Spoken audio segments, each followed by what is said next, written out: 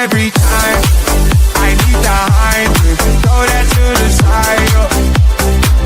I get those goosebumps every time, yeah. When you're not around me, throw that to the side. I get those goosebumps every time.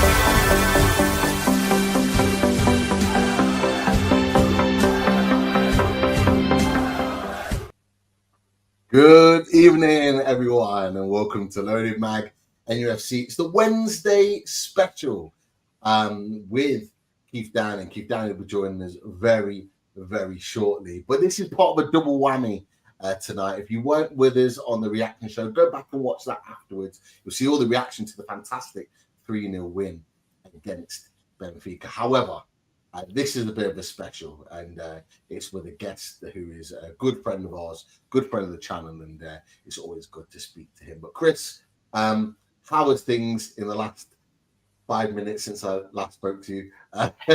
You're good.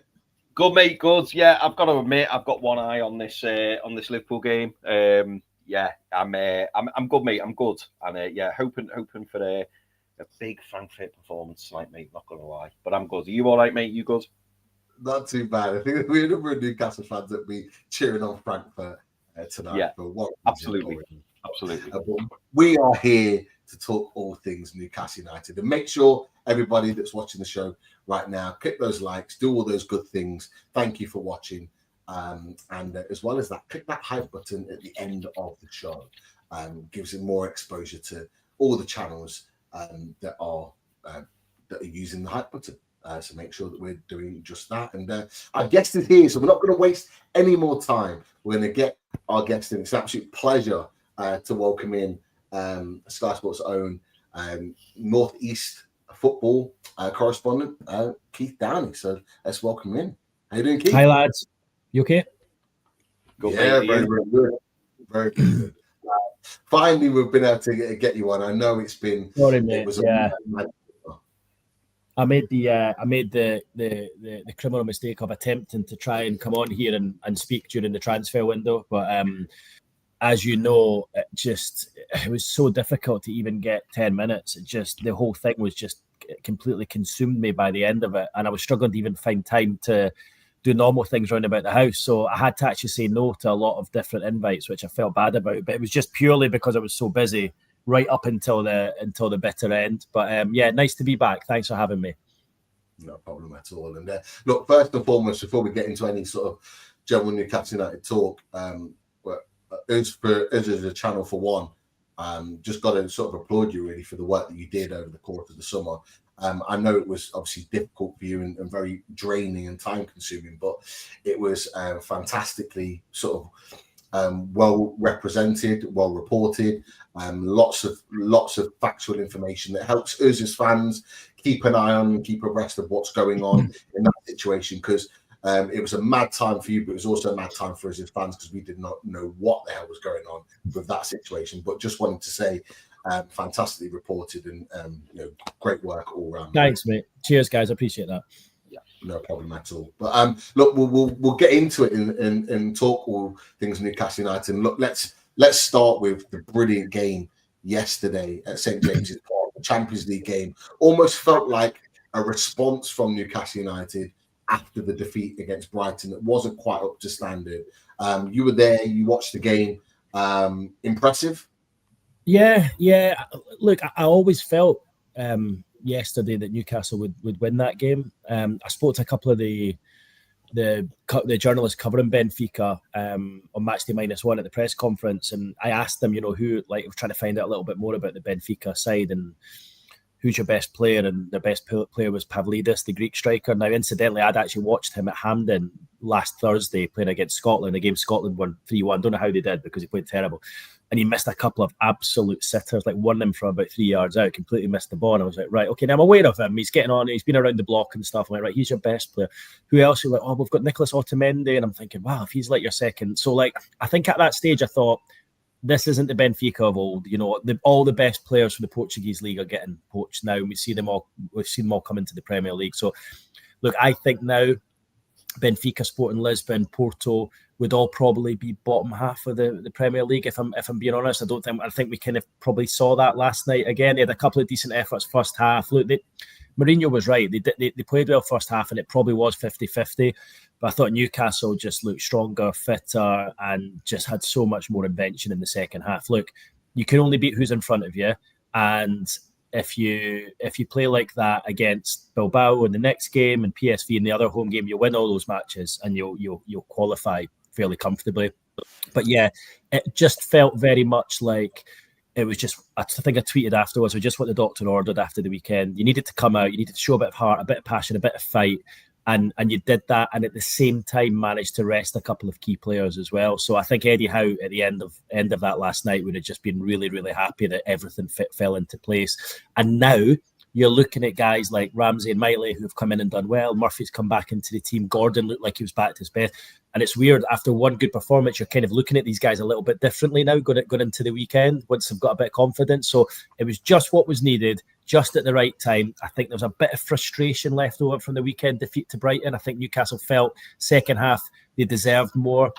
We're going for the win when Welbeck went away and grabbed the winner himself at the other end. I think there was a bit of frustration lingering from that, and I feel very much like that was taken out on Benfica last night.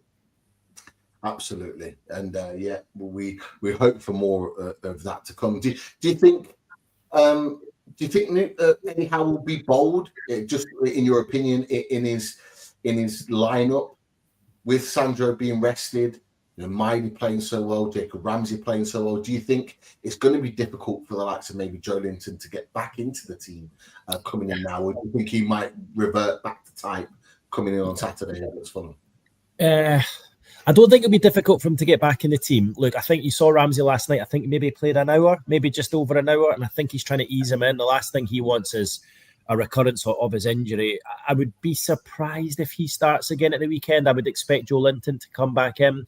Will Tonali play? I think it depends on how he's recovered from his illness. But look, I said this before the game last night, all of these Newcastle players at some point over the next couple of months are going to need a rest, whether it's one game, 2 games. They're not going to be able to play them all. You're in the middle of a chunk of games at the moment, 7 and 22 days.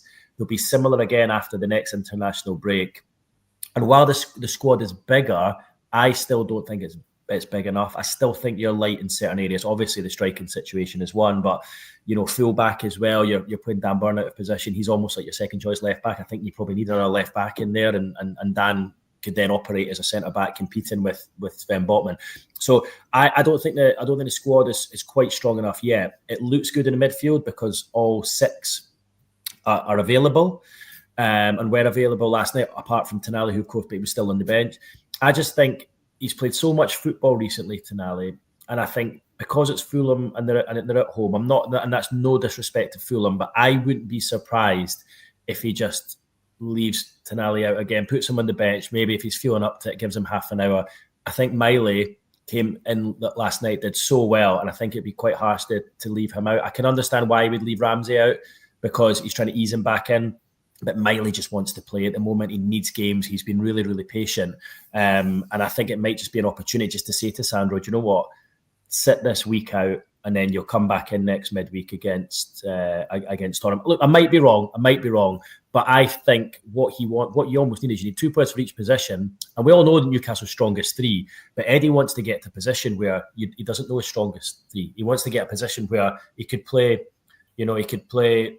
Joe Linton or Ramsey, and it doesn't make a difference. He could play Miley or Tonali, and it doesn't make a difference. I know that's a big thing to say because Tonali's the best player in the team, but there's real hopes that Miley's got gears to go through yet. So look, he's in a really strong position. Everyone's going to need a rest at some point. How he's going to juggle that at fullback, I don't know. How he's going to juggle that at centre forward, I really don't know. But I think in all the other positions, you've got players there that you can mix and match, whether it's the wingers, the midfielders, even the goalkeeper and the centre backs. There's quite a lot. You can do there. So look, it's amazing what a win does, because suddenly things are looking so much better after last night. A 3-0 win, and suddenly everyone's excited for the weekend. And you just need to see that form we've seen from Gordon and Barnes in the Champions League. We just need to try and see that in the Premier League moving forward now. Absolutely. And look, we were having a conversation about Sandro Tonali off air, myself and Chris, before we came on live, so we might as well have that conversation with you. And Chris, feel free to jump in as well at this point, because there was some news, some real positive news today come out, and yourself, you reported on it as well, with regards to that, and it's that Sandro Tonali's contract has been extended to 2029, as you had tweeted out earlier on today. There's an option of a year to take it to 2030, and was agreed in secret. Like, what do we know about this situation? What in terms of how it managed to come about? But look, we're just excited about the fact that he's signed a new deal, and it's not a conversation for us anymore. Yeah, look, I'm just off a phone call before I came on there to a colleague of mine who's quite well versed in the situation as well, and we were discussing it. And look, of course, the optics of it are very good. This is good news because he signed or agreed a new contract, or a contract extension. It's not a new contract; it's a contract extension, which of course gives Newcastle more security. It means that if anyone comes to the table to try and buy him, whether it's next summer, the summer after, next January, you're in a strong bargaining position.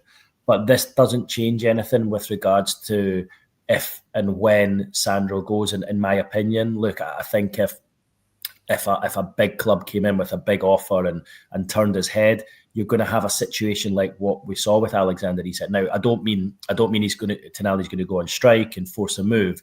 But, he could potentially become unsettled, or Newcastle might feel the best thing is to sell him. And I don't think it changes anything with regards. I don't think this means he's definitely going to be staying to 2029 or 2030. Look, he might do. We never know. We don't know what's going to happen.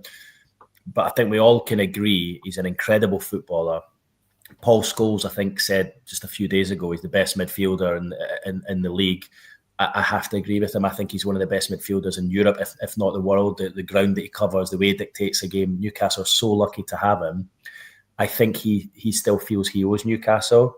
It's funny because I've spoken to a couple of fans in the last couple of weeks who are like, no, he owes us nothing now. He's been amazing the last year and a half, whatever it is. But I think he still feels he owes Newcastle. But I don't think that contract length will deter big clubs from maybe having a little look at him next summer or the summer after. So I'm not trying to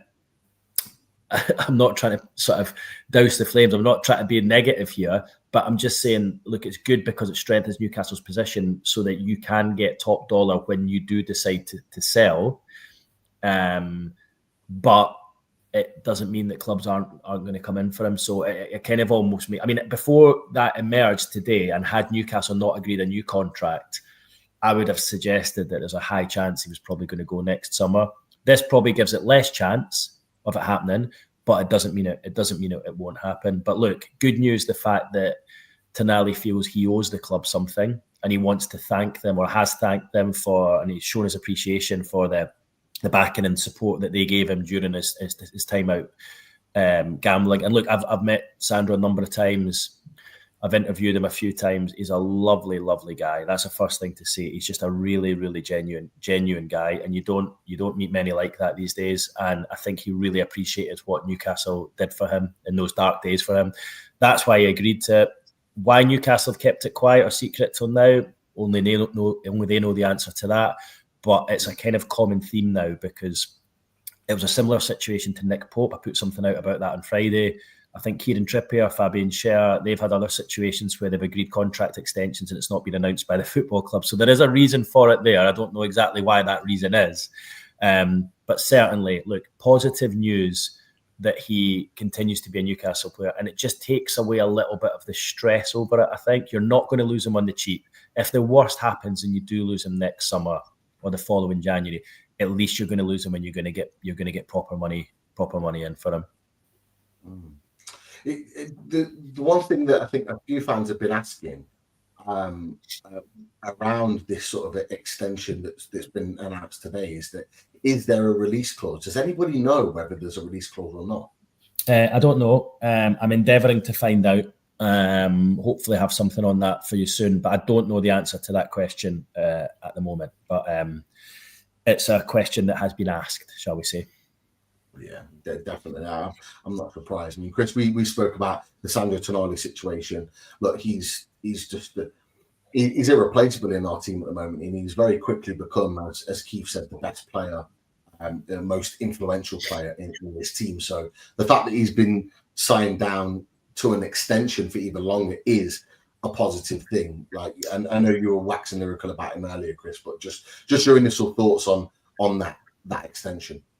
I think it's great news, and you know what, Keith, it was interesting. You know, you're saying about, like, you know, calming the fact that there's a possibility he won't be staying with us till 2029, 2030, and we've had the same conversation. We've spoken about this, and I think as a fan base, that Alexander Isak deal, not only did it open a lot of headroom in terms of PSR, but it also opened our eyes to the fact that, you know, players do move, and in this PSR world that we're in, we do need to trade players. There's no doubt about it. And Sandro Tonali is an absolutely fantastic midfielder, and really, I would say probably in the next 12, 18, 24 months, our progression will depend on how long that we keep Sandro Tonali for. He turned 25 in May, and really he should be playing at the very top of football. Now, you know, some people will say he owed us since the ban, and funnily enough, we were saying, weren't we, Pete? I think it was last week. We were saying that, you know, it's a shame, and I wish the club had learned, you know, from the Alexander Isak move and got this contract extension sorted, because we were panicking, weren't we, Pete, thinking,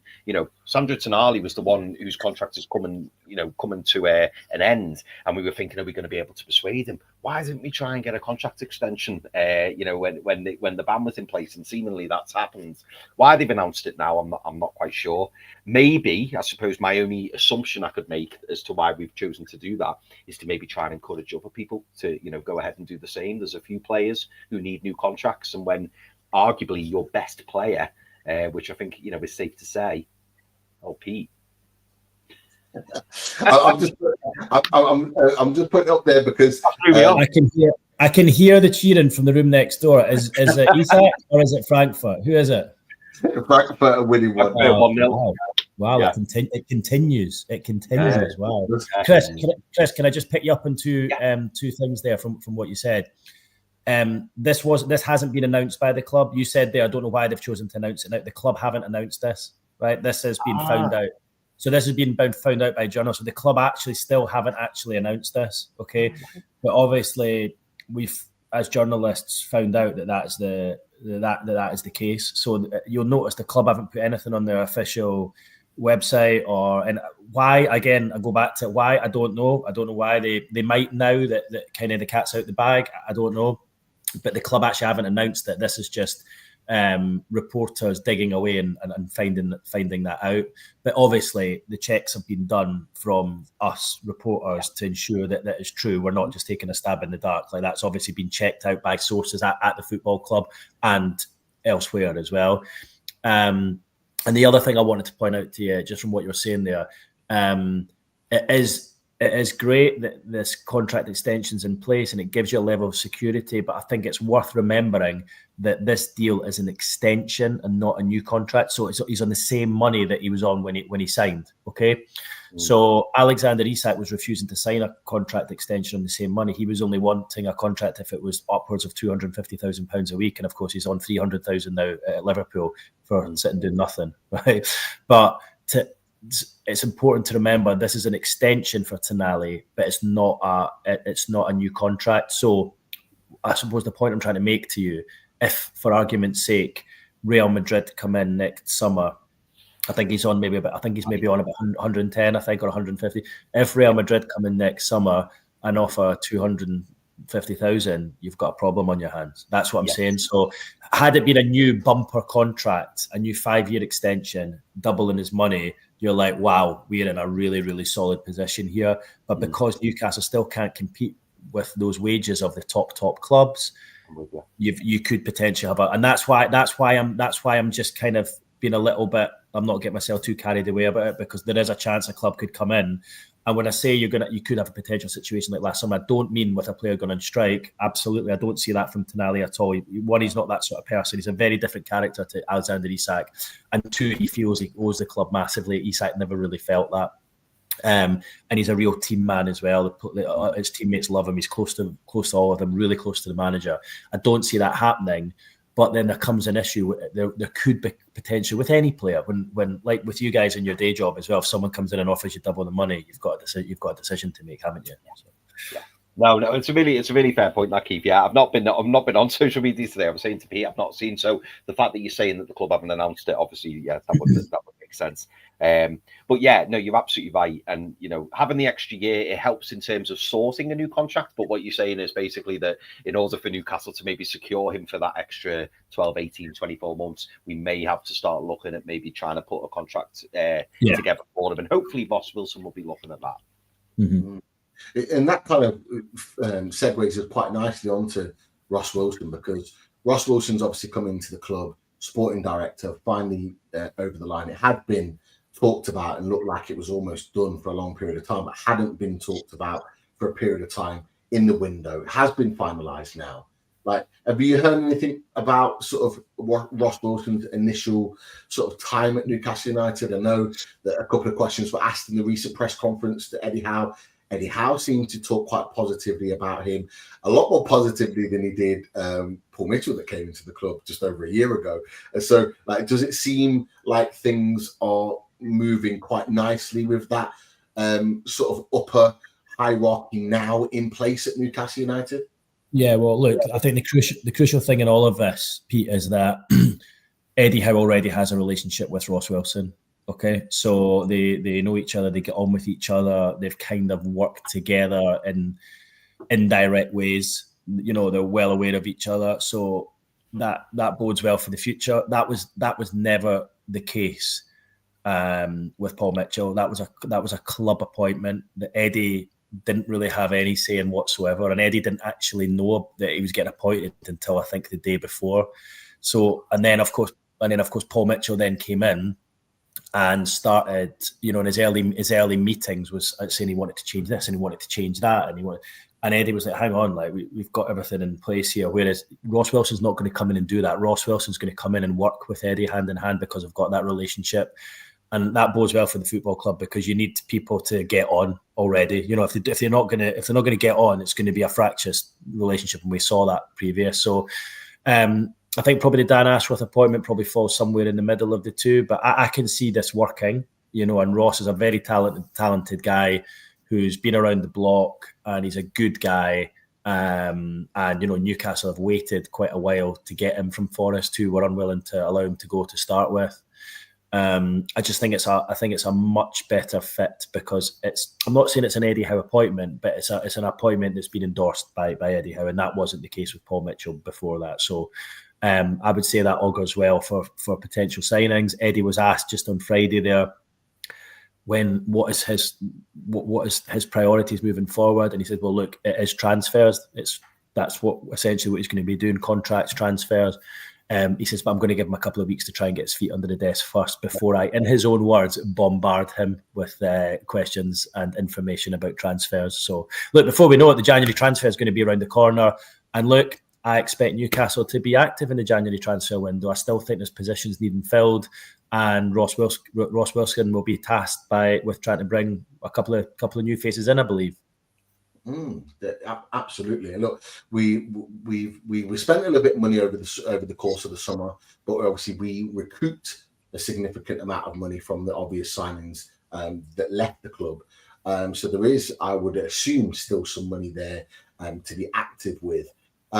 If I was to ask you a question, Keith, in terms of what positions you think Newcastle United should and would be looking at, where would your eye be wandering to? I think Newcastle will be looking for a striker in January. Look, obviously Johan Wissa's been signed. He's had the injury. We don't know when he's going to be back from that. It feels like it's the can's maybe getting kicked down the road a little bit with that. The sort of injury he's had as well, it's not like he's had surgery and he comes back. He's definitely going to come back 100%. There's going to have to be a lot of rehab with that.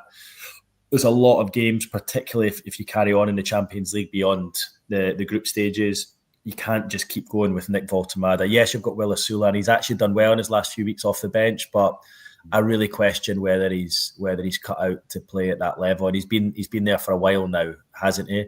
I actually think he'd probably benefit from going out on loan somewhere, but the problem is they can't afford to do that just now because they need the bodies. So I've said for a while now that I think when you're playing the amount of games that Newcastle have got this season, I think you need 3 strikers. You need 3 centre forwards. I just don't think two. I honestly don't think 2 is enough. And of course, at the moment, they don't have 2. I wouldn't even effectively say they've got 1, because as good as Woltemade is, he doesn't look like an out-and-out number 9. He's done very well. He looks a great character. The players love him. I mean, he's outrageously skillful. But he's not like, I know he scored a few, but he's not an out-and-out number 9. You've then got Wissa, who again isn't an out-and-out number 9 himself. He's injured. When is he going to be back? I'm pretty certain you need another striker, and I think the club will be looking to bring one in. You've got Anthony Gordon who can play there, but the problem is if you play Gordon through the middle, then that only leaves you one option wide left. So you're robbing Peter to pay Paul essentially. So I think Newcastle look to bring a striker. There's money in the bank there. You're in a really strong position with PSR. The Isak deal has obviously done wonders for the club in terms of what you've got to spend in headroom. And then the other position, what Eddie would like is 2 players for every position. And the only other position he's not got 2 players for at the moment is left back. So I wouldn't be surprised if he's looking for a left back to allow Dan Burn to concentrate on battling for. I mean, look, Dan's done a decent enough job, but I think we all agree he's a better centre back than he is a left back, and he would say that himself. Absolutely. And look, for me personally, I thought, apart from that sort of 15-minute spell against Benfica when Luca Bacchio, the number 11, who played right wing, apart from that 15-minute spell where he looked a little bit rocky, I actually thought Dan Burn played well in that left back spot. I thought he defended really well, but he's not that left back. We need a natural left back to come in and play that position in order to bump up the squad. I'm really glad you've said those 2 positions in particular, Keith, because they're 2 positions that myself and Chris and Daz, who's not here tonight, we've been talking about in terms of where we think it needs to be improved. We hope that that's the case. Now, my question to you in relation to the potential striker hunt, hopefully a striker hunt in January, is that could that open up the revival of that deal of Will Asula? Because obviously with Frankfurt, there was a deal of 28 million agreed. I think there was then talk about they changed the goalpost slightly in terms of a loan move. Could that be revived at that sort of fee potentially, or a loan move with an obligation to buy? Could that potentially see him go out for that 3rd striker to come in? I think that would be the ideal scenario. Look, I think if even in Newcastle's situation on deadline day, when you were bringing in, you had Woltemade signed 3 days earlier, and you're bringing in Wissa, and the deal hadn't even gone through yet, and it went down to the last seconds of the deadline, and Isak was away to Liverpool. Even at that stage, Newcastle were willing to allow him to go if the offer was right, which I think tells you quite a lot about how they view his future. That would have only left the club with Woltemade and Wissa, providing it got done, which was a risk because that, as I say, that one nearly didn't go through. But my colleagues over in Germany who cover the clubs out there, they've said that they fully expect them to come back in January with a loan with obligation offer, that's not the main reason I think Newcastle will try, but I think it kind of strengthens it even more. You know, as I say, I think you need 3, and Asula would be one of those 3 at the moment. I don't really think he's fully up to it. So if you can get good money in for him and bring in another, I mean, who, I don't know. I know that's going to be your next question. I don't know. I honestly don't know who they go for. I mean, who would have seen Nick Woltemade? Who would have seen Nick Woltemade? I mean, he wasn't on the list. He wasn't on Newcastle. He was a player they liked and they'd watched him. Yeah. But he wasn't on the list. Like he was behind Ekitike, he was behind Sesko, he was behind João Pedro, he was behind, who else did they? I'm trying to remember all the players. Do you think he wasn't on the list? I'm not just making excuses here, but do you think he wasn't on the list because we heard very early on in the transfer window, didn't we? That like it was the worst kept secret that Nick Woltemade was going to be on his way to Bayern Munich. Do you think? Yeah. Do you think that's why? Because obviously, didn't he? I think they liked him, but they probably just didn't think there was any chance of getting him. And then the Bayern Munich thing stalled, and they were like, "Oh, look, I'm not for any sec. I don't think for a second he was top of the list. He wasn't like the top, but he was like almost like someone in the background that they were like, well, we're not." When ironically, the one that they did think they could get, which was Ekitike, he ended up going elsewhere, and then they thought they could get Sesko in here. So ironically, the one they didn't think they could get, they ended up getting. And then the ones that they thought they could get, they ended up not getting, like, which shows just the way the cards fell in that transfer. It was an incredible situation, and there was so many subplots. I mean, look, my understanding of the Isak Ekitike situation was there was a kind of private understanding there that Ekitike was going to come to Newcastle and Isak was going to go to Liverpool. And then, of course, you'll remember Newcastle made the offer to Frankfurt. I think it was maybe £70 million. I think Ekitike was keen on it. He wanted to come, but Liverpool hadn't made their move. There was interest, but they hadn't made their move. He wasn't against Newcastle at all. But then Liverpool then made their informal approach to Isak to Newcastle. Newcastle issued a hands-off warning, and really, I think it really spooked Liverpool. And they were like, "Hang on, what are Newcastle trying to do here? Are they trying to keep Isak and get Ekitike?" And I remember standing doing a live one day at St James's Park, and I was like, "Wow, Newcastle could have both of these guys here." And then in the space of 40 hours, I'm like, "They're going to get neither of them." It was just the most Newcastle thing ever. But I think Liverpool were spooked by the situation, and they knew that they could get Ekitike because they knew they had the wealth to do it. They knew that the player would be up for the move. They knew they could afford it, and they went, right, we'll go and take him and then deal with the Isak situation. Now, what that then transpired is that then just dragged the Isak thing out right until the end. So they kind of cut off their nose to spite their face a little bit, Liverpool, but they still ended up getting Isak in the end. Of course, it was ridiculously messy. We saw that, but they ended up getting him. But my understanding was that there was a kind of private understanding between the clubs that Ekitike would be the ready-made replacement for Isak. And we see him, he's a similar sort of player. And Isak would go to Liverpool if the money was right. But when Newcastle issued that kind of hands-off warning to Liverpool, Liverpool were like, wow, we weren't expecting that. And then they were a bit naughty and they went in and took Ekitike. But I'm saying they were naughty. They actually caused themselves a problem because it then made it even more difficult for them to allow Isak to go, because then Newcastle didn't have the replacement. So Newcastle's replacement was Ekitike. He was gone, ironically, to Liverpool. And then Newcastle, Liverpool, like, well, hang on, if we go for Isak, we can't get him because. So they actually caused themselves a problem. That it was a ridiculously weird situation. And of course, Liverpool then kind of went, right, okay, we'll wait. Newcastle going for Sesko, missed out on him. And then the Wissa thing was on the side because the Wissa was never seen as an Isak replacement. He was almost like the number 2 striker. And then the Woltemade thing was just there, and he was available, and they were like, wow, we could actually get him here. And it was just done like really, really quickly. The player was up for it. And they had him over here within the space of 12 hours, and it was done. But yeah, when I say he wasn't on the list, I'm not saying he was a player they didn't want to sign. He was just someone they didn't think they could get, and he was probably like he was a bit further down the list. I wouldn't have said he was the top. He wasn't on the top of the list. Certainly, Ekitike and João Pedro were both above him. Sesko was, I don't know, but I'm not sure they were fully sold on Sesko, to be honest with you. But by that stage, it was getting a bit desperate, and they had to try and get someone in. In many ways, watching Sesko now, I think they might have dodged a bullet a little bit there. Like, I mean, you look at Sesko and Woltemade, and I think from what I've seen from the two of them already in the Premier League, I would take Woltemade every day of the week.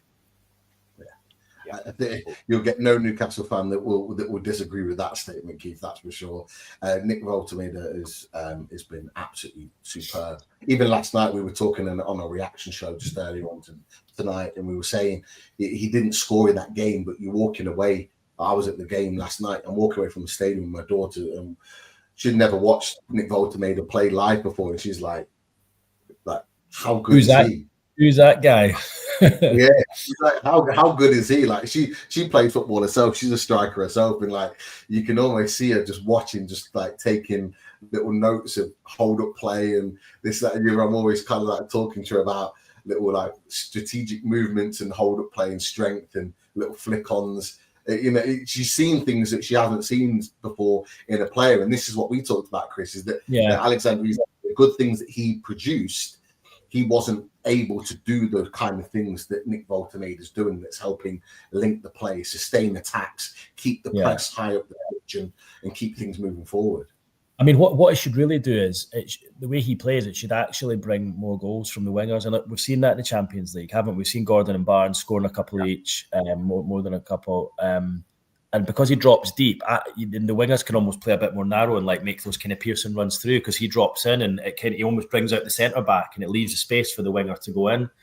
I'm just really amazed that we've not seen that in the Premier League. And even Eddie, I actually asked Eddie last night in post-match press comments, and I said that it's strange that, I think they've got 7 goals between them, Gordon and Barnes, and yet neither have scored in the Premier League. And he says, I know, I'm scratching my head as to why as well, why it's happening. And but then that just happens sometimes. It's just the way. There's a bit of luck involved as well, but you're right in what you say about Woltemade. It feels like every game he plays, there's one wow moment where he just takes the. I mean, when he made that little flick in for the third goal, like the whole stadium were just like, "Wow, did that just happen there?" And look, that's why we all go to watch football, isn't it? We all want to see moments like that and tricks and flicks and things that kind of really catch the imagination. And look, it's great to see how quickly he settled in. I interviewed him after the Wolves game in his debut, and he actually said to me, I was cramping up after 40 minutes, like before half-time, I was struggling, and I was like, oh God, we've got a guy here who might struggle to like deal with the demands of the Premier League. But what I like about him is he's gone away, and whatever he's doing to himself physically, he's got himself in a position where, he played 85 minutes last night, looked good. He'll start again. I would imagine he'll start against Fulham. I'm saying that of all the games you've got coming up, is that maybe the game to start a I don't know. You need to win the game. It's important. He probably will start the game again. I think they're just going to have to keep going with him until you get Wissa available. But fair play to him. He's been up to the challenge so far, and he looks like he wants to play, and he looks like he's growing into the jersey, isn't he? Absolutely. And the one thing, like Chris, we talked about this, his work rate. Like, how good is his work rate? You were watching it last night, Chris. Like, the guy just doesn't stop running. No, he's everywhere, isn't he? And as Keith said, earlier, it's a link-up play, isn't it? It's bringing others into play, and that's what's so special about him. We were talking before, Keith, saying that he reminded us a bit of like a Berbatov or a Bergkamp, just that kind of player who's technically so good. And whilst he's not electrically, he's not electric quick. He's got the height, but he's got the touch. But he's bringing the players into play, and he's opening gaps and opening spaces that maybe the wingers haven't seen before. Yeah. Alexander Isak quite often, we've said previously, he'd be quiet for 87 minutes, and all of a sudden he scored a couple of goals, and people are like, oh my God, he's incredible, he's wonderful. And a player like Nick Woltemade, we're beginning to appreciate as fans how much he brings to this team and what he's all about. And I think it's only going to get better and better, because we're only talking, has he played 8-9 games now? There's so much more to come from him. There's levels to his game, that is for sure. On his partner, or soon to be partner when he's back fit, Johan Wissa. There were some excitement around the Newcastle United fans on social media when he was pictured in images in and around the training ground. That's a sight that everyone's excited to see, because yes, he was. We overpaid him. Yes, he's expensive, but 19 goals last season. We're missing that potential in our team, which we are excited about, considering what we saw last night. Is there any? I know there's been like sort of semi-timelines and nothing really confirmed. Just in your opinion, Keith, when do you sort of expect to see him back? Yeah, I put something out a couple of weeks ago during the international break. I reckon he's going to be knocking on the door around about the week of the Brentford Atletico Bilbao game, so kind of early in November. But it's kind of changing a little bit. Initially the kind of briefing or the information we were given was that it was going to be 4 or 5 weeks. And then I think Eddie said it was going to be 6 weeks. And then he said a couple of weeks ago it was going to be 6 to 8 weeks. So that 8 weeks then takes you up to the 4th or the 5th of November. So that week you've got West Ham, Bilbao, Athletic Bilbao, and then Brentford. So it's actually a couple of weeks away, to be fair. And it's come around quite quickly. I wouldn't be surprised if it's a bit later than that. And again, I'm sorry to be negative, but I'm just like, I had heard initially that it could be 8 to 12 weeks, which would be another, but 8-2 doesn't mean it's going to be 12, somewhere between 8 and 12. So if that Brentford game is 8 weeks, so that's what I'm saying. I wouldn't be surprised if there's a little bit. And I think with the nature of the injury, they need to be really careful with it. They offered him injections to try and get him back playing quicker, but he's refused that because he wants to make sure he's 100%. He wants to make sure that he's waited for this opportunity. He's absolutely frustrated that he's been unable to play. Because he waited so long right through the summer, dug his heels in to get the move. It went through, as I say, with seconds to spare. I've actually seen video of him when it went through, like Litty dancing because he was so buzzing about signing. It went through with 30 seconds to spare. And for him to then suffer that injury like within days on international duty is just so unfortunate and so Newcastle United.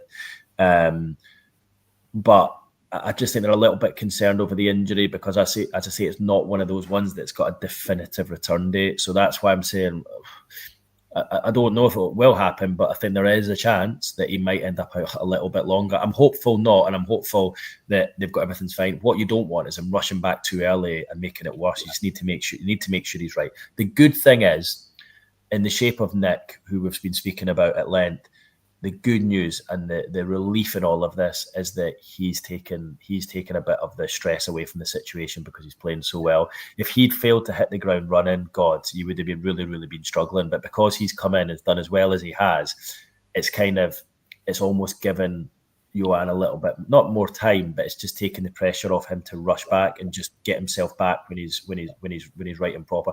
You just need to get through this next patch of games before the next international break. I can't remember how many there are now, but you need to just get through the next patch. 7 together. There's 7 altogether. So you've played how many? So you played. Is it 5 left? Then you've got 5. Yeah. Is it? Yeah. So you've got. I think. Honestly, I think. I know I'm saying that week of the Brentford game. I wouldn't be surprised if this takes up until the end of this next international break, like another 5. I wouldn't be, and that's not from any information or medical information I've got. That's just my honest reading of the situation from information I heard to start with that I've not really put out yet. So I wouldn't be surprised if they just were really careful because Nick's doing so well and they just give him up until the international break. And really that gives him like an extra, essentially, because the international break's 2 weeks, it's essentially giving him an extra 3-4 weeks to get himself back. And then, of course, the question after that is, does he go away, once he's back, does he go away and play for his country in the AFCON Cup of Nations? And look, I've spoke to people that are close to him in the last couple of weeks, and the word I'm getting is that his priority is Newcastle United. That's the words I was given. So there is a chance, I'm told, that he might not go to AFCON to try and kickstart his Newcastle career because he feels he owes Newcastle. Newcastle waited and waited and waited, and they stuck to their guns and they got him, and he feels he owes them. And I think there's a real chance that he might not go and he might stay with Newcastle and play through the festive period, which you have to say, if that happens, would be a real boost for Newcastle, and it would show how much he wants it to work at Newcastle. Because if he went off to the AFCON after all of that, and of course injuring himself while playing for Congo as well, like, it would be a bit of a kick in the teeth to you guys, especially when, you know, he's 29, he's going to be 30 next year. You need to try and get his best football out of him now before he gets on a bit, you know.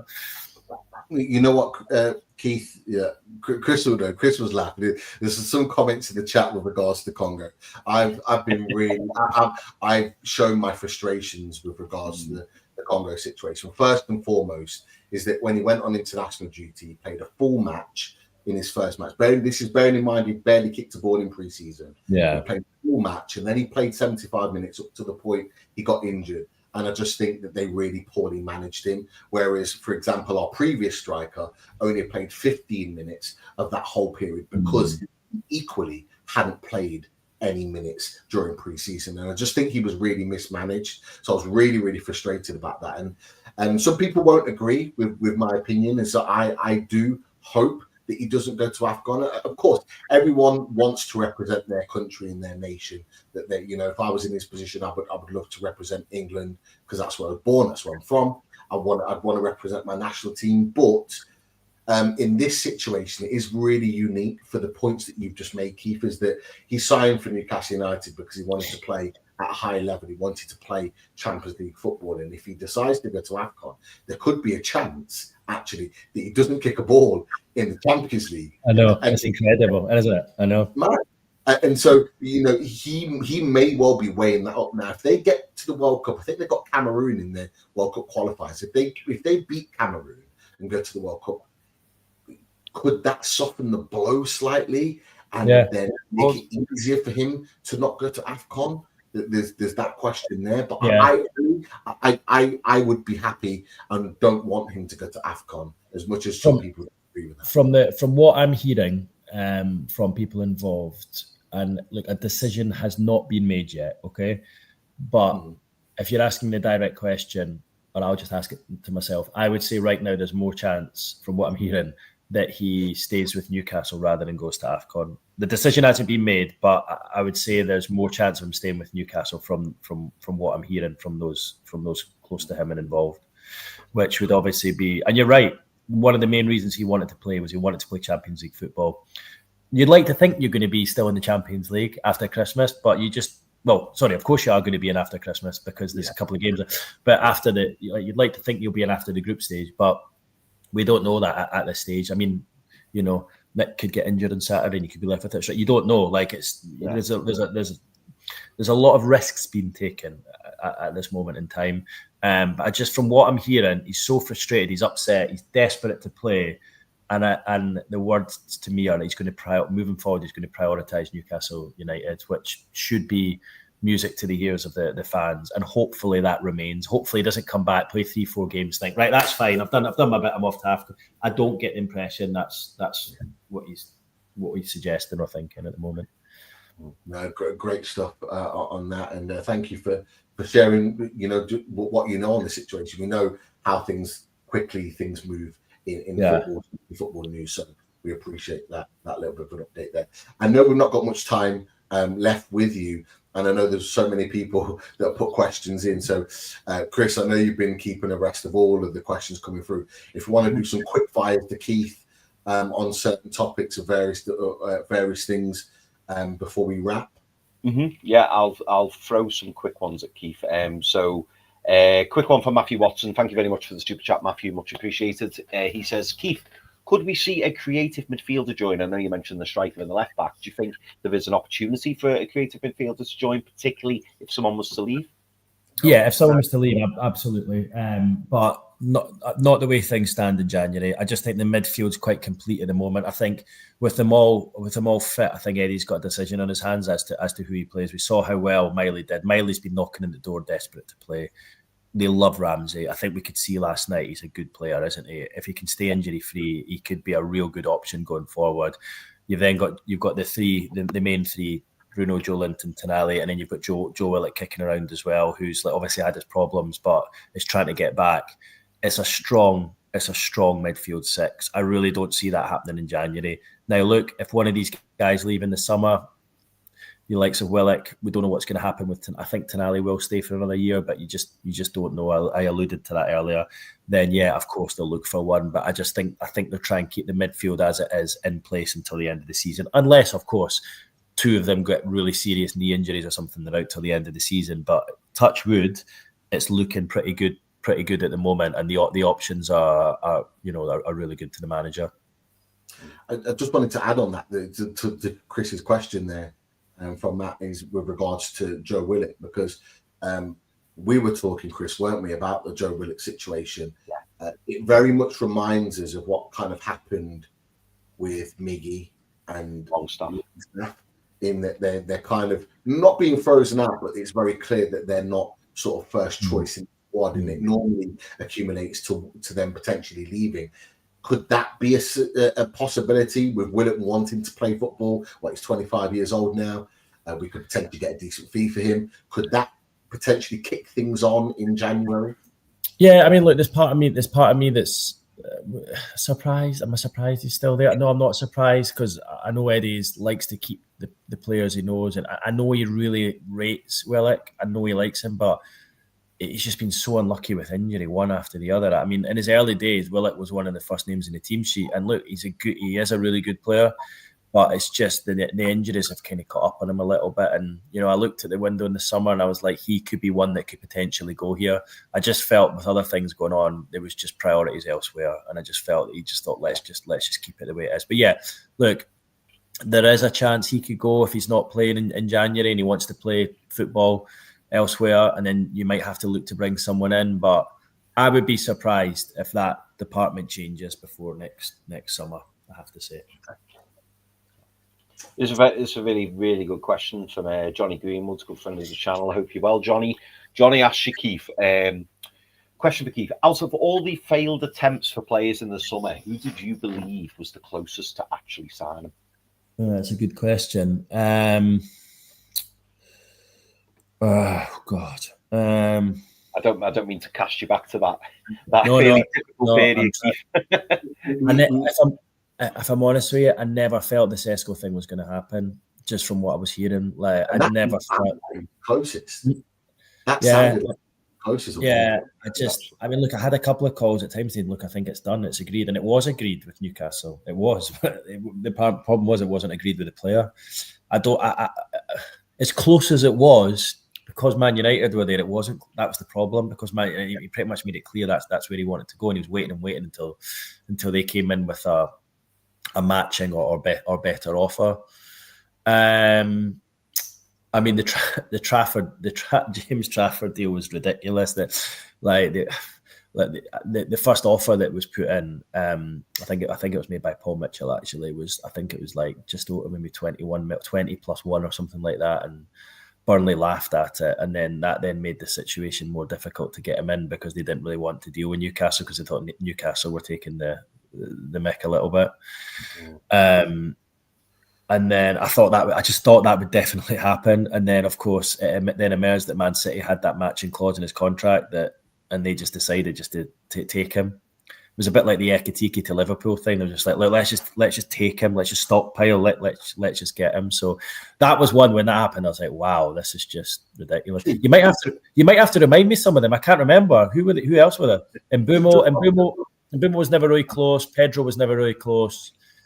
Who else was there? Who, sorry? Delap.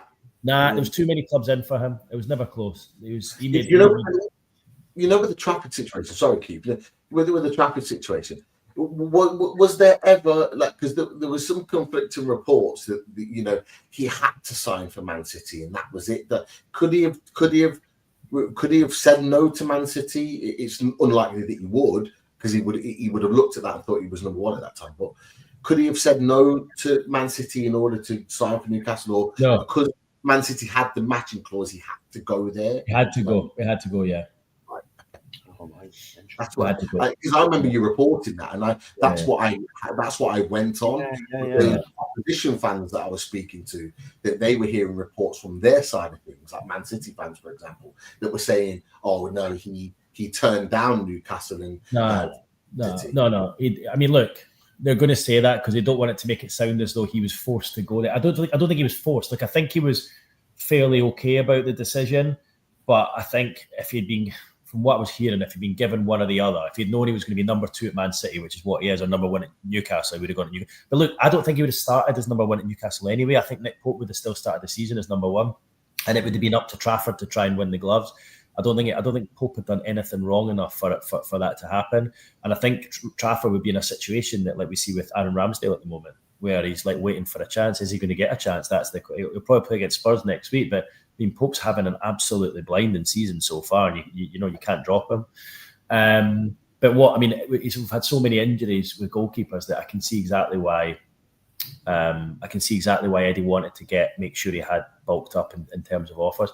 I honestly, I can't even remember the amount of players. So to answer Jonathan's question, I mean, honestly, if I think back to it, take aside the goalkeeping situation, honestly, I thought probably Ekitike, because from what I was hearing was he was going to come, and I was like, wow, this is happening here. And then I was hearing that Isak was going to go to Liverpool, and I'm like, all right, this is all falling into place. And then bang, suddenly Liverpool came in. So that was the one where I was stood there talking about it, and I was like, this is going to happen.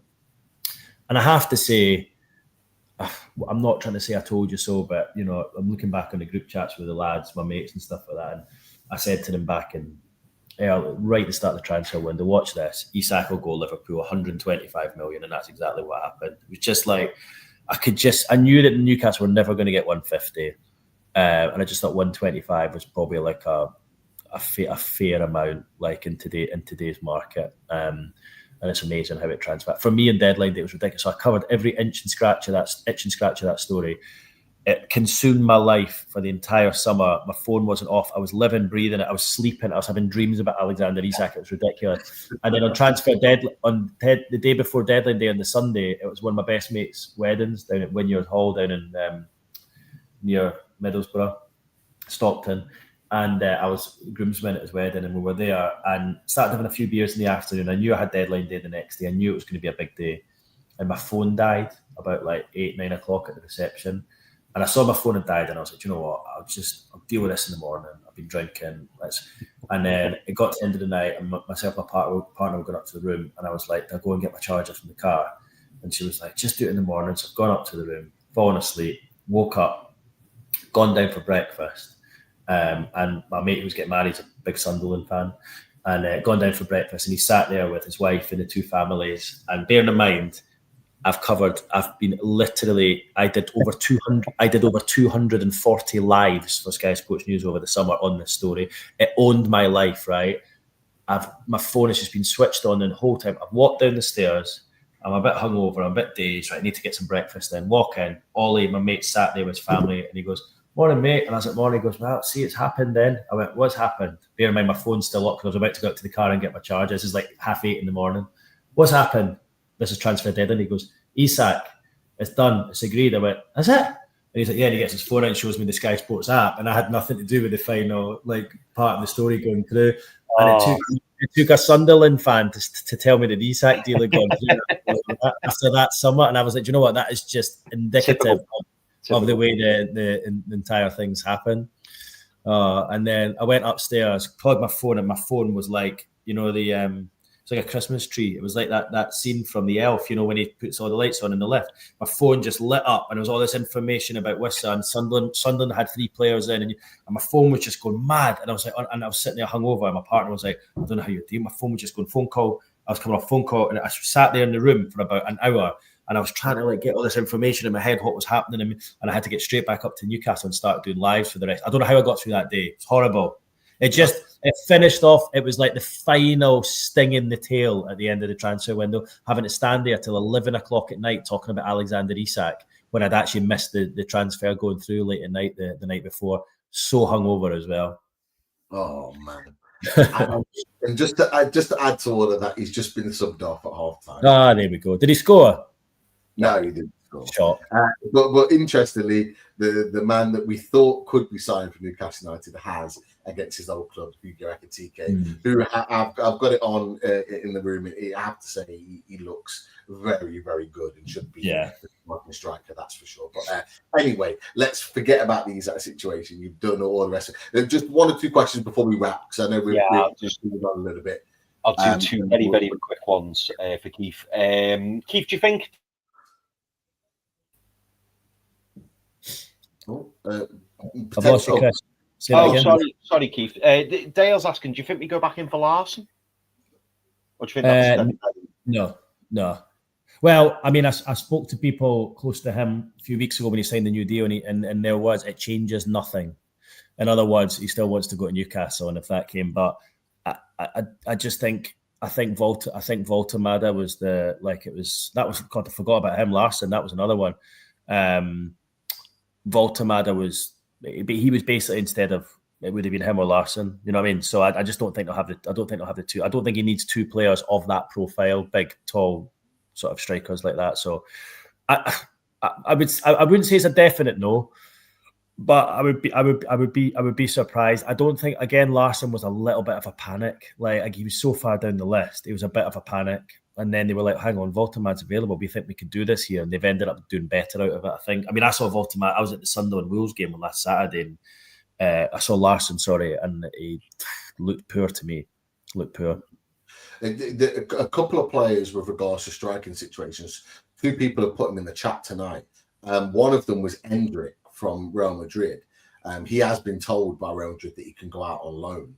Brazilian international, obviously young player, came with supreme levels of talent, hasn't really had the opportunities there, and he has been linked tentatively with Newcastle United over the recent weeks. I don't know if you know anything about that. The second one was from Sophie B, that I thought was quite interesting. Another Brazilian, which is Rayan, from Vasco da Gama. Really, really exciting young striker. Can play off the right-hand side, left-footed, has a monster of a shot on him. Have you heard anything about that? Maybe not. Nah, I don't think there was anything in the Endrick thing. And then the other one is news to me, to be honest. I honestly, I just don't. I think with the 4 wingers they've got, I just don't see them bringing in a winger. I just think you've got Murphy and Elanga, who obviously hasn't got off to the right start, but he needs to play to try and get himself there to where he needs to be. I just don't see them spending more money on another winger. The second striker you said there, that's new to me. I don't know. I don't know about that. I honestly, I don't know where they're at in terms of who they're looking to bring in. Would it be a target man? I mean, I'm saying no to Larson, but Woltemade is not really a target man himself, is he? Like, he's a very unusual sort of player. So maybe they might look to something. I would be surprised. I think they can do. I think with time and that was very much a knee-jerk reaction to go for him. And they've got time now ahead of the January transfer window. They can kind of get their ducks in a row. They've got money to spend. They can probably go for who they want and try and get it done. It's a shame. Imagine you'd had Ekitike and you got Woltemade as well. Imagine the 2 of them plus Wissa. That would have been brilliant striking options. That really would. Outstanding. Stevie Lee's just put one in, Chris. He simply put, Keith, Geordie Maradona. Yeah. Could that be a potential? Lot of money. Yeah, it is, but a lot of money, mate. A lot of money. I'd like to see him back. Is he going to walk into the Newcastle midfield at the moment? Look, he probably is a successor to Joe Linton, you would say. I'd be surprised if anything happened. I'd be surprised if anything happened, certainly by any point this season or next summer. But look, Eddie loves him. He absolutely loves him and didn't want to let him go. And ironically, the 2 players that he had to let go on that day, Anderson and Minty, have both had great starts to the season. I know Forest are struggling. Minty looks a player, by the way, really good on that. I mean, he actually would have been. I would have loved to have seen him playing wide right for Newcastle, cutting in and getting those shots away. I mean, in many ways, he looks a better player than Elanga, I have to say, at the moment. But look, it had to be done, didn't it? So, look, let's see on Anderson. I don't know. I can't give an answer to that. I know Eddie loves him, but it would cost a lot of money. Okay, yeah.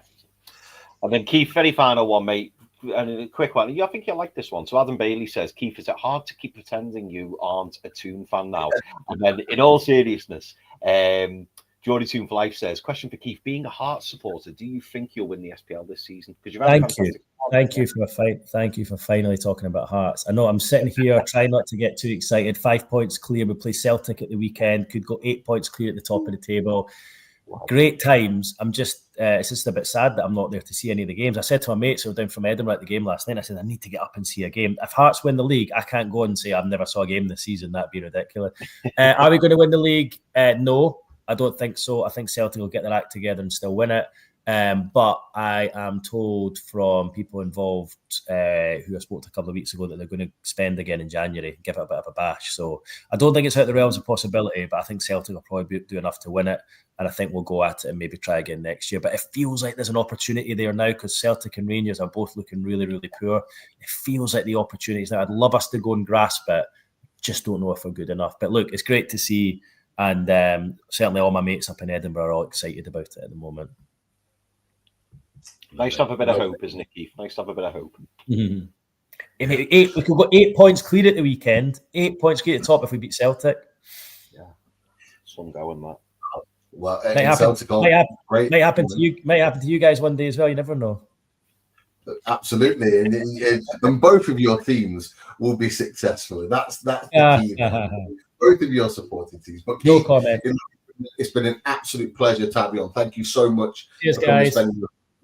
In joining us, and hopefully we'll be able to have you back on soon. Hopefully not as busy and as wild and as draining as last summer, but hopefully we'll get some more players through. Yeah, I've not got that in me again. I've got to say, I'm glad that's over. Yeah. All right, boys. Listen, enjoy the rest of the show. I'm going to go and watch. Isak sulking on the sidelines. Hey, we are too. But just plug your YouTube channel before you leave. Oh yeah, it's Sky Sports Keith. So just type in either Keith Downie or Sky Sports Keith, and I'll try and keep you abreast of what's happening. Give me sort of news and views. and just general bits and pieces. Like it was ridiculous during this transfer window. Like the views went through the roof. It was great. The engagement, I couldn't keep up with the amount of comments. It's died down a bit since the transfer window's closed, understandably so, but I'm going to try and keep it going. So yeah, thanks for that. So yeah, it's at Sky Sports Keith or just type in Keith Downie and you can subscribe there. Thanks for that. Brilliant. Cheers, guys. Brilliant content. Make sure you go and subscribe and make sure you hit Keith's like button as well as ours as well. We'll let you go, fella. You take care. Boys. See you later. Thank you, Keith. Cheers. Great to have Keith on. Thank you so much for Keith joining us tonight.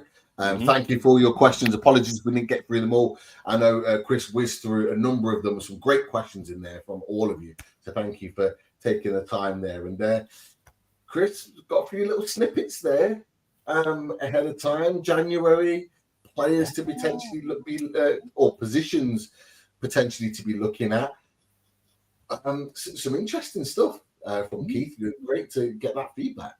Absolutely, yeah. And lots of positivity as well. Lots of positivity, and I think it was interesting. I found it really interesting what he was saying about Woltemade, because, and that's kind of why I asked Keith a follow-up question by saying, because he allegedly he wasn't on the list, and I'm saying allegedly. Keith said he wasn't on the list, and I'm sure he's been told by very, very good sources that he wasn't on the list, and that's why I kind of asked Keith again and said, well, do you think that's because of the Bayern Munich rumours? Because when he first got linked, and we'd spoken about him previously, haven't we? And we were going to Bayern Munich. We ourselves had kind of like written him off and been like, yeah, we are going to get him. He's going to go to Bayern Munich. And then when we heard the rumours, and I remember I wasn't on the show with you and Daz, was I? And you and Daz were on the show, and I watched it back. And when the news broke, and you were just stuck to your phone because you were like, we're getting Nick Woltemade. And we'd had all the highs and lows, hadn't we? And we were thinking, no offense, but we were thinking probably getting Strand Larsen, and it was a bit like, it's not, it was a Champions League draw. Yeah. The Champions League draw. It was. It's just like, we're getting it motivated. Yeah, crazy. Good times though, mate. And it was a nice end to the summer. And interesting as well when Keith spoke about the Isak drama. And isn't that typical? He spends the majority of the window talking about Alexander Isak, and then he misses the key part. Typical. Yeah, absolutely. But look, as we said, he was absolutely superb in reporting the news. Keith is very, very quickly becoming the go-to guy. And he's always been up there, is one of the top guys, but he's becoming very, very quickly the guy to go to with all Newcastle United news. So make sure you are following him on social media. Make sure that you are doing all the good stuff in terms of following his content. And of course, Keith will be back with Loaded Mag NUFC. So make sure that you're subscribing and following us. Make sure you click the likes. Make sure you click the subscribe. Make sure you click the hype button once you leave the show to give more awareness to what this channel is. And we are going to be back for more. There is no doubt about it. We have some absolutely fantastic guests lined up in the weeks to come. Whether it's for match previews, whether it's for transfer news, whether it's for everything else Newcastle United, some of the guests that we've got lined up, and one or two that Daz and Chris are not even aware of, that I will be speaking to them after the show. So we have some top guests lined up with action-packed shows. We've had a little bit of a break. We had a little bit of time where some of us weren't available. Daz is going to be back very, very soon once his Wi-Fi sorted, hopefully maybe even next week. I'm back from my jollies and celebrating being 40. So I'm now back to business. Chris is always in business. So therefore we will be... Yeah, apart from when you're... But even then, you're still in business. Just 50% in business. But you're still there. You're still there, plugging away. But look, we will be bringing lots of Loaded Mag NUFC content. So make sure you keep on top of all of that. And there's a question in here that actually brings us nicely to promoting the next one. I'll just take it really quickly from Gene yesterday. He said, would you start Barnes versus Fulham on the right wing? He's very good at exploiting the space, etc., etc., etc. We're not going to answer that, Gene Yester. Bring that question tomorrow night, because this man right here is going to be giving his answer when we talk the big match preview. We've got Emilio coming to join us again tomorrow night, 6:30. Do not be late, because he will be coming to preview the Fulham game, and we will be putting our lineups out, and I'll be very interested to see what Chris puts out, because choices. 100%. 100%. I'm already getting sweaty palms thinking about it, Pete, because it's going to be a difficult one. Could be the most difficult one yet. Could be. Absolutely. They get more and more difficult. And yes, the Big Bats preview is coming back tomorrow. So keep in touch with all things Newcastle United. Look, we will be back in 24 hours' time, talking all things Newcastle United. Come and join us. But for now, click the likes on the way out. Do all that good stuff. Thank you for coming and joining. The questions were outstanding. And Keith will be back to discuss more, as well as other guests too, in the build-up to the January transfer window. What should we sign out with tonight, Chris? I was gonna say Champions League again, but maybe not the same. I think. Can we do Bruno? An absolutely fantastic performance yesterday, and I think we need to show him some love and maybe give him a kiss. Absolutely, we can absolutely do that. So we will sign out with Bruno. So a kiss from us to you. We'll be back more tomorrow. Speak to you very, very soon.